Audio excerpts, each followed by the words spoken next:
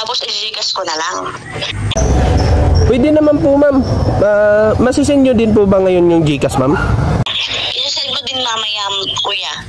Wala kasi naman yung Gcash ko ngayon, magpapakash in pa ako mamaya. Ay, ganun ba, ma'am? Sige, ma'am, ganito po, ma'am, no? Hindi po ako makapag-remit hanggat hindi kompleto yung i-remit ko. Kaya asahan ko po bago mag-alas 6. Sana masin nyo na po yung Gcash, ma'am. Don't worry, kuya. Trust me. Send ko agad pagka-out ko sa work. Sige po, ma'am. Ma'am, iwan ko na lang po sa loob ng gate, ma'am, no? Doon sa upuan ng motor. Opo, send ko na lang po sa inyo yung, i-text ko na lang sa inyo yung details ng Gcash ko at saka yung total amount. 1 eternity later. Sai, nakarimit ka na? Uy, nandiyan ka na pala. Hindi na kita nasundo. Hindi pa nga eh. Anong oras na? Hindi ka pa nakakarimit? Hindi mo na ako nakasundo. Ang hirap nga nung kausap ko yan. Sabi niya, isisinda niya yung Gcash bago mag-alas 6. Mag-alas 7 na eh.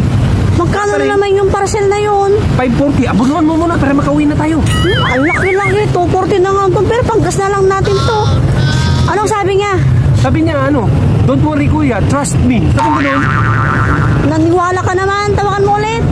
Sige nga, tawagan ko ulit. The subscriber cannot be reached.